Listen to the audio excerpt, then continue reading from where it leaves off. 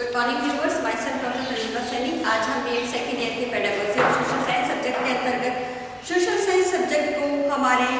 जो secondary education board जो सभी स्टेट्स की बोर्ड है उसमें as a social science subject के रूप में क्यों स्थान दिया गया है करिकुलम के अंतर्गत। आज हम उसके जो लॉजिक है या रीजंस हैं उसकी स्टडी करेंगे। सोशल साइंस सब्जेक्ट जिसे हम सभी जानते हैं, इस सब्जेक्ट के अंदर मानवीय संबंधों का अध्ययन उसकी वातावरण के अंतर्गत किया जाता है। साथ ही सोशल साइंस सब्जेक्ट हमारे मानवीय संबंधों के अध्ययन के साथ साथ हमारे इस समाज के अंतर्गत उत्पन्न होने वाली जो समस्याएं हैं, समाज का संगठन है, उसका उद्भव है, विकास है और पर्यावरण या यूँ कह सकते हैं कि हम इस मानवीय संबंधों पर जो उसका एनवायरनमेंट है वो कैसे इफेक्ट और कितना इफेक्ट डालता है और उस इफेक्ट के बावजूद भी मनुष्य किस प्रकार से अपने आपसी संबंधों का निर्वाह करते हैं, तो वो कौन कौन से लॉजिक्स हैं जिसके कारण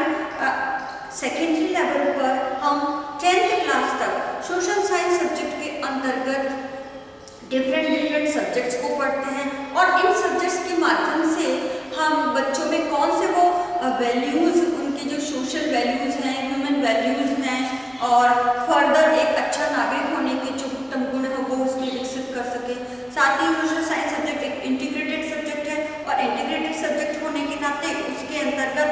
जो सोशल साइंस, सोशोलॉजी है, पॉलिटिकल साइंस, इकोनॉमिक्स, हिस्ट्री है, ज्योग्राफी है, इसके भी कुछ कंटेंट को मिलाकर के एक इंक्लूसिव सब्जेक्ट्स बनाया गया है। तो इसकी स्टडी करने से फर्दर स्टूडेंट के अंदर कौन से चेंजेस होते हैं, तो आज इससे रिलेटेड हम आगे भी वीडियो में बात करेंगे। लेकिन आज की वीडियो में हम यही बात करते हैं कि हमारे करिकुलम जो सेकेंडरी बोर्ड का जो करिकुलम है 10th तक, उसमें सोशल साइंस सब्जेक्ट के अंतर्गत हम सामाजिक विज्ञान को किस कारण से हमने स्थान दिया है और जो उसकी स्टडी करते हैं। तो सबसे पहला रीजन है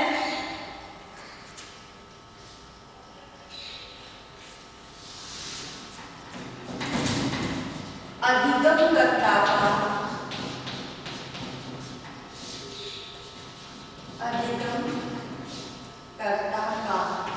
समाजीकरण। तो हम इसमें सोशोलॉजी से भी कुछ कंटेंट होने के कारण ये सोशल साइंस सब्जेक्ट जो है, जो लर्नर है, अधिगमकर्ता जो हमारे स्टूडेंट्स हैं, उनका सोशोलॉजीकरण या हमारा यूँ कह सकते हैं सोशलाइजेशन, इसमें हमारा बच्चों का सामाजिकरण करता है। अब सामाजिकरण से क्या मतलब है? सामाजिकरण का अर्थ है कि सामाजिक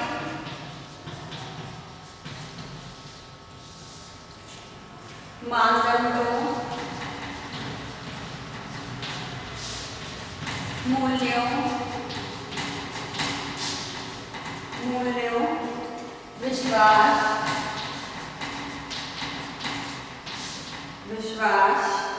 तथा समाज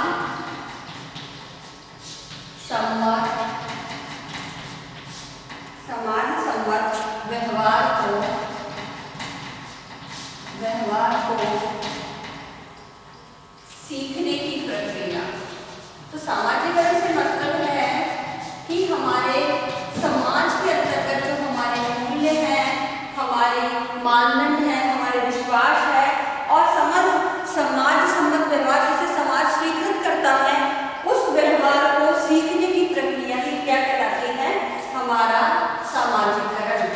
इस सामाजिकरण की प्रक्रिया के अंतर्गत बालक जब इन कंटेंट को स्टडी करता है जो हमारे सेकेंडरी लेवल पे इंक्लूड किए गए हैं, तो उसके माध्यम से बालक का क्या होता है? सामाजिकरण होता है। और शिक्षा का लक्ष्य ही है कि बालक का सामाजिकरण करना। तो शिक्षा का लक्ष्य भी है बालक का as a social science subject, बालक का सामाजिकरण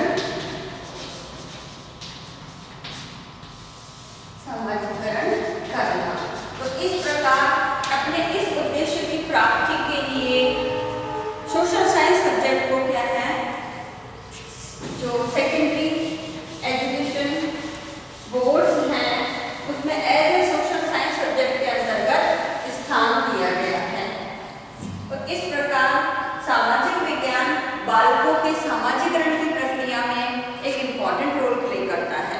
इसके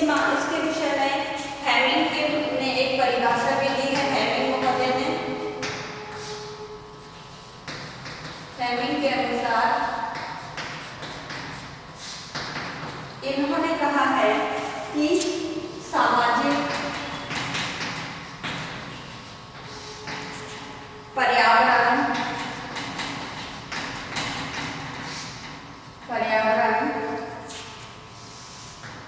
वस्तुतः प्रकृति से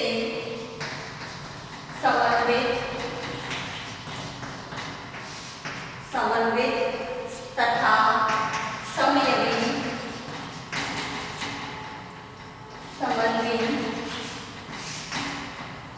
होने के कारण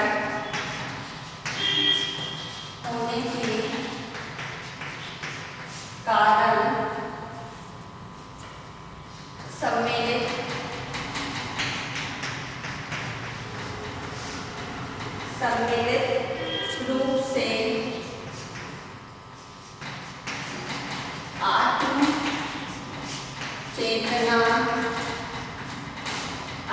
चेतना पर्यावरण की चेतना तथा स्वयं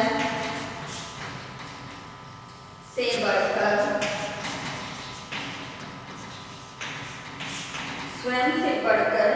किसी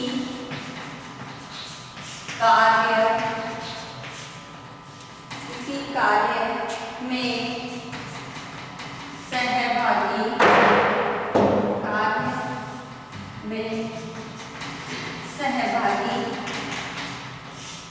होने की चेतना होती है। तो जो हेमिंग महोदय हैं उन्होंने जो अपनी सोशलाइजेशन की जो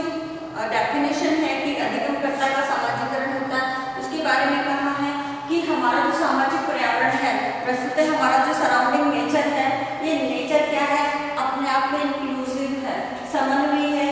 अपने आप में इंटीग्रेटेड है, कोलैबोरेशन से सभी जो सिस्टम है नेचर के वो अपने आप में काम करते हैं। तो समन्वित और समन्वयी होने के कारण सम्मिलित रूप में ये सारा एनवायरनमेंट हमें क्या करता है, हमारी आत्म चेतना को विकसित करने में मददगार होता है। और वो आत्म चेतना किससे जुड़ी हुई, हमारे पर्यावरण की और हमारे स्वयं से, और स्वयं की चेतना से भी बढ़ करके जब हम सोसाइटी का हिस्सा बनते हैं तो उस समाज में रहकर हम उस समाज के एक आदर्श नागरिक, एक प्रतिबद्ध नागरिक होने के नाते उसके समस्त कार्यों में भी जो भी काम है उसमें सहभागिता के साथ कॉन्शियसनेस, स्वयं पहल करने की जो एक इनर मोटिवेशन है, किसी भी कार्य को करने की चेतना, उसमें हम इंक्लूड करें। तो इसलिए कहा गया है किसी कार्य में सहभागी होने की चेतना उसमें होती है। तो ये सब जो कार्य है हमारे नेचर से रिलेटेड, ये हमारी सोसाइटी जो हमें आसपास हमारे रिलेशन के रूप में मौजूद है, उसके अंदर हम सहयोगी रूप से, सहभागी रूप से उनके कार्य में मददगार हो और इतनी अवेयरनेस हम इसके संबंध में रखें। इस प्रकार जो हमारी ये चेतना है, ये चेतना क्या है,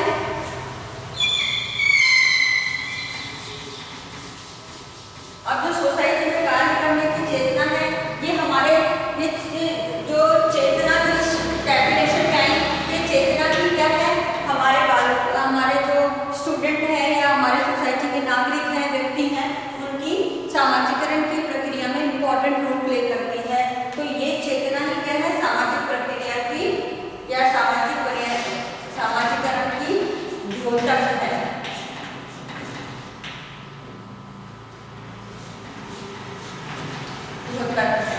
तो इस प्रकार से विद्यालय में जो भी हम अनिवार्य विषय के रूप में सब्जेक्ट रखते हैं वो ऐसे हो, जो ऐसे सोशल साइंस की मैं बात कर रही हूँ, जो बालकों में समाजीकरण की प्रक्रिया से संबंधित उस चेतना को विकसित कर सके। उस चेतना के विकास के कारण ही बालक का समाजीकरण होगा। तो इसलिए सोशल साइंस सब्जेक्ट को सेकेंडरी लेवल पर स्थान दिया गया है। तो सेकेंड पॉइंट है इसका सफल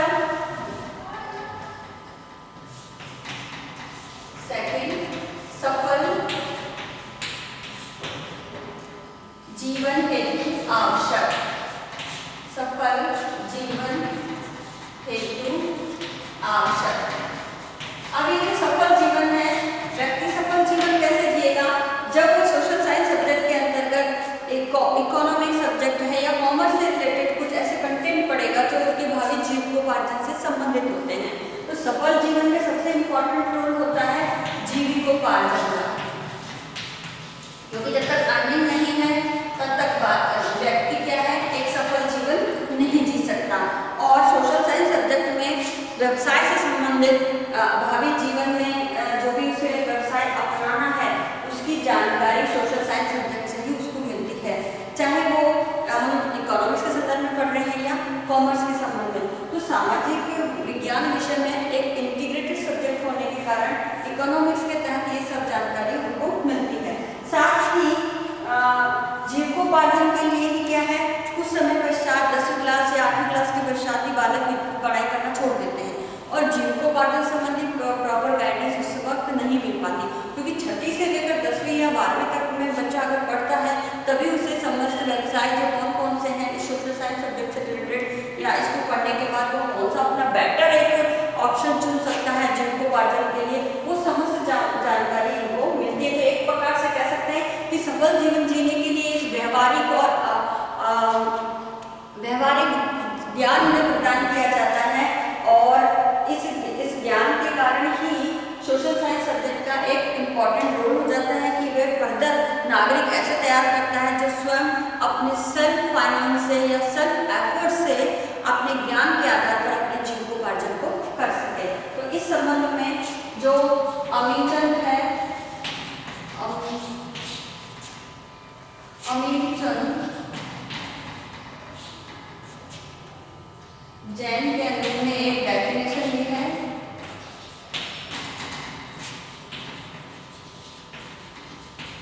जैन के अनुसार इन्होंने कहा है कि सामाजिक विज्ञान, इसको मैं शॉर्ट में लिख रही हूँ, सामाजिक विज्ञान सभी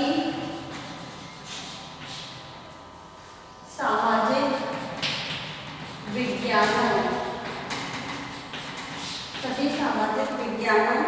के नवीनतम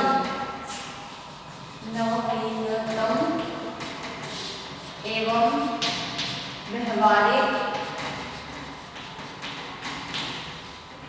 व्यवहारिक तथ्यों को स्पष्ट करता हुआ अच्छे जीवन यापन की योग्यता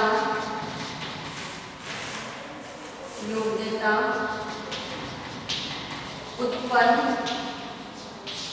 करता है। तो इस डेफिनेशन में अमेरिकन महोदय ने कहा है कि जो सोशल साइंस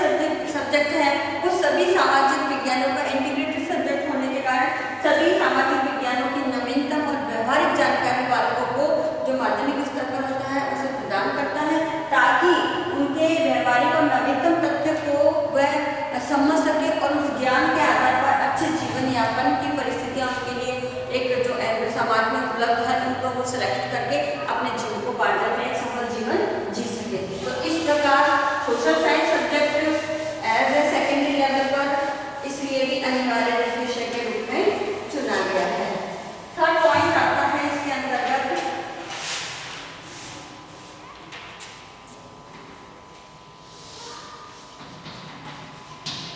देश की सांस्कृतिक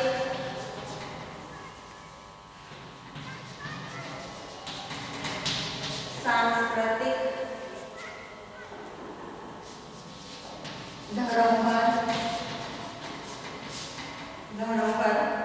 के प्रति निष्ठा एवं सामाजिक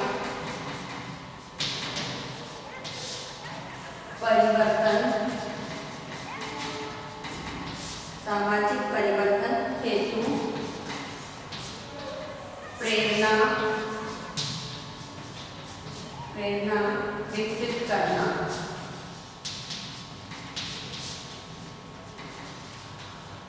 अब इस पॉइंट के आधार पर एनसीईआरटी में भी कहा गया है कि हमारा जो सेकेंडरी लेवल का या 10 वर्षों तक का जो करिकुलम है, जो हम एज ए अनिवार्य विषय में सोशल साइंस के अंतर्गत पढ़ते हैं, वो सामाजिक विज्ञान क्या हो, ऐसा ज्ञान बालकों को प्रदान करे जो देश की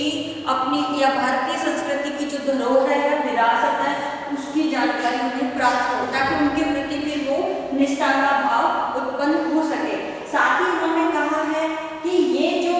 हमारी सांस्कृतिक धरोहर है, इसके प्रति निष्ठा उत्पन्न करने के लिए जो सामाजिक परिवर्तन है, तो सामाजिक परिवर्तन ही जो बालकों के मन में इस प्रकार से विकसित किया जाए ताकि आगे चलकर वह भी इस सामाजिक परिवर्तन का एक महत्वपूर्ण रोल प्ले कर सके, वह भी समाज में ऐसे चेंजेस ऐसे सकारात्मक हो जो हमारे देश की सांस्कृतिक धरोहर की रक्षा और संरक्षण प्रदान कर सके। साथ ही कोठारी कमीशन ने भी इसके संदर्भ में कहा है कि अगर हमें देश में सामाजिक परिवर्तन लाना है या किसी विश्व में सामाजिक परिवर्तन लाना है तो उसका एक ही साधन है, वो है शिक्षा, जिसके बिना हिंसात्मक तरीके से हम एक व्यापक रूप में एक बड़े पैमाने पर हम परिवर्तन ला सकते हैं, तो उसका साधन ही है शिक्षा। और शिक्षा ही क्या करेगी, आगे चलकर बालकों में ऐसे संस्कार, ऐसे मूल्य विकसित करेगी जो बालक अपने प्राचीन धरोहर, संस्कृति है, सभ्यता है, विरासत है, मूल्य है, परंपराएं हैं, विश्वास है, उन सबको क्या करते हैं, वो जीवित बनाए रखें ताकि भावी पीढ़ी भी उन्हें जान सके। तो इसके लिए सोशल साइंस सब्जेक्ट के अंतर्गत इस सब्जेक्ट को एक महत्वपूर्ण स्थान दिया गया है। तो इस प्रकार इसकी पुष्टि न केवल एनसीईआरटी ने करी है 1975 में, बल्कि राष्ट्रीय शिक्षा नीति 1986 में भी की गई है, सन 2005 के जो राष्ट्रीय पाठ्यचर्या की रूपरेखा उसमें भी की गई है, और अभी नई राष्ट्रीय शिक्षा नीति जो 2020 आई है उसके अंदर भी यही बातों की पुष्टि की गई है, जिसका समर्थन इसमें किया गया है। नेक्स्ट आता है ज्वलंत समस्याओं का ज्ञान।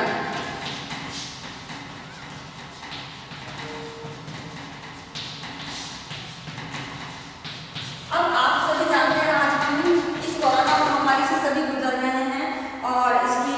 जो त्रासदी है वो सभी पूरा विश्व ही झेल रहा है। तो इसमें समन्वित मिशन होने के कारण इसमें देश ही नहीं बल्कि विश्व में ऐसी ज्वलंत समस्याएं हैं, चाहे वो पर्यावरण प्रदूषण हो, आतंकवाद हो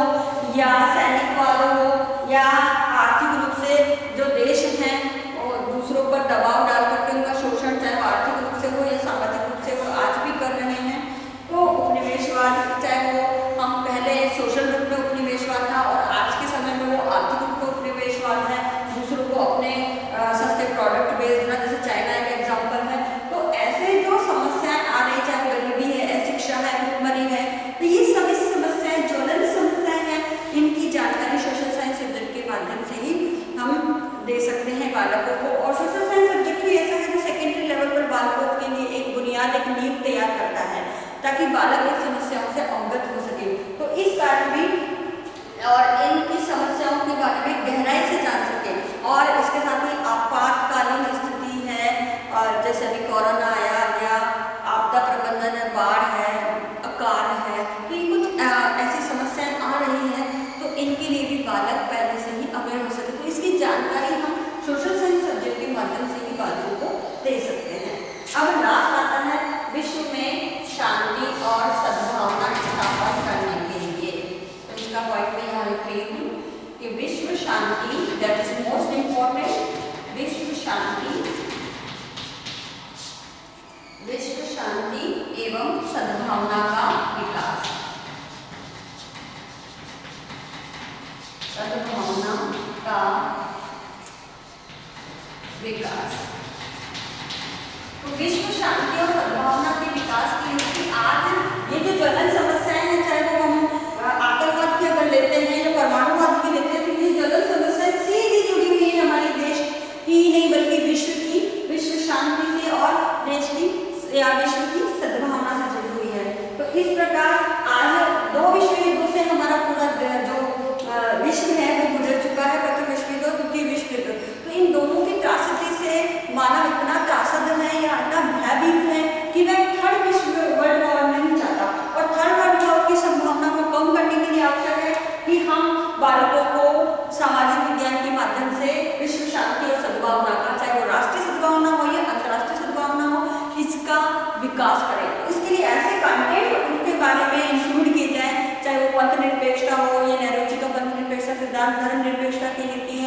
या अपने ये जो शीत युद्ध है, ये क्या होते हैं जो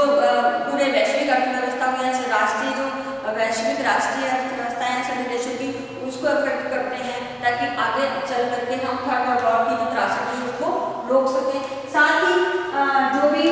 इस विश्व शांति सद्भावना में एक और प्रॉब्लम आती है कि आज आर्थिक उपनिवेशवाद बढ़ रहा है। आज जो संपन्न राष्ट्र है अपने आप को पूंजीपति कहते हैं या अपने आप में सुपर पावर है, जैसे अमेरिका है, जापान है, ये अपने आप को सुपर पावर के नाम से जानते, चाइना है, तो ये अपने सस्ते प्रोडक्ट को खपाने के लिए ऐसे देश जो पिछड़े हुए हैं, अभी थर्ड देश हैं जो उपनिवेश के बाद अपना आर्थिक विकास कर रहे हैं, आर्थिक विकास के दर में थोड़े पिछड़े हुए हैं, तो इन देशों में खपाना चाहते हैं, तो कारण वापस आर्थिक उपनिवेशवाद बढ़ रहा है। तो इनको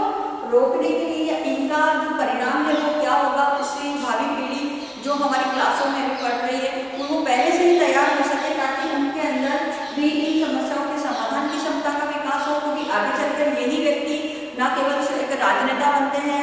आर्थिक जो है अर्थशास्त्री बनते हैं, शिक्षाविद बनते हैं, महान स्वतंत्रता सेनानी या देश के सोशल वर्कर बनते हैं, तो यही इन्हीं को ही बताना आवश्यक है। इसलिए सोशल साइंस सब्जेक्ट को माध्यमिक स्तर पर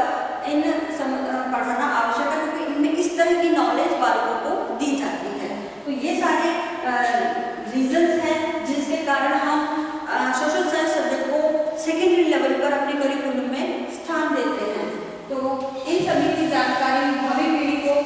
होना आवश्यक है। जो कोठारी कमीशन के अनुसार अभी हमारे देश का निर्माण क्या है, हमारी कक्षाओं में हो रहा है, ये कोठारी कमीशन का स्टेटमेंट है। तो इस स्टेटमेंट के अंतर्गत देश के आदर्श नागरिकों का निर्माण करने के लिए उसे करिकुलम के अंदर भी उन कंटेंट को पढ़ाया जाए जो न केवल उनके सोशलाइजेशन से रिलेटेड हो, बल्कि फर्दर जो प्रॉब्लम्स आ रही हैं, ज्वलंत प्रॉब्लम्स हैं, और विश्व में शांति कैसे स्थापित हो। आज शांति की शिक्षा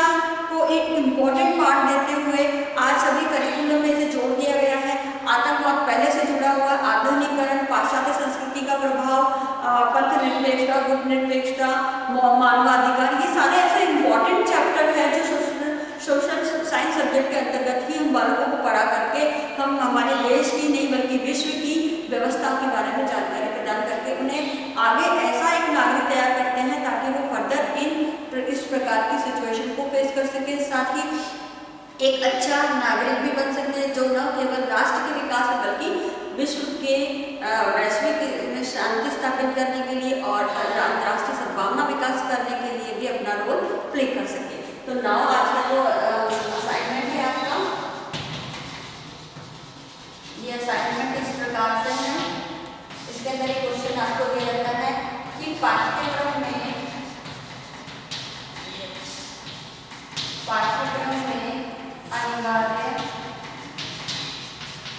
अनिवार्य विषय के रूप में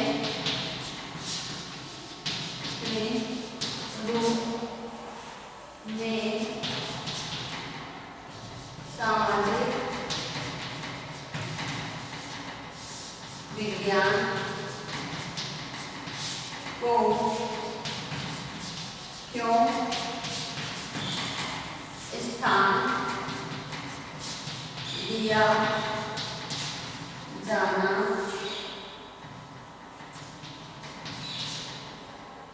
चाहिए। तो आप इसमें इन सभी लॉजिक्स को एग्जाम्पल रूप में देकर के इसका आंसर तो 50% में लिखना है। साथ ही एक और असाइनमेंट दिया जाता है कि जब भी आप कॉलेज आए अपने साथ 5 मार्क्स बना के लेंगे। इस कोरोना महामारी के दौरान आप अपने घर में रहिए, सुरक्षित रहिए, जहाँ तक हो सके बेस पे मास्क लगा के घर से बाहर निकलना है, लोगों से 2 फीट की सोशल डिस्टेंसिंग बनानी है, अपने हाथों को बार बार सैनिटाइज करना है ताकि कोरोना वायरस से बच सके, या साबुन से बार बार अपने हाथों को धोते रहें। ऐसे सिम्टम्स जो कोरोना वायरस से रिलेटेड है उसको अगर देखते हैं सर्दी खांसी बुखार से तो तुरंत जाकर के डॉक्टरी सलाह लें, डॉक्टरी चेकअप कराएं और अपने सोशल मीडिया ग्रुप में आगे सीधा कोरोना वायरस की एडवाइजरी को गवर्नमेंट ऑफ इंडिया द्वारा जारी की गई है उसके पोस्टर बना करके लोगों को शेयर कीजिए। आई होप ये वीडियो आपके लिए यूजफुल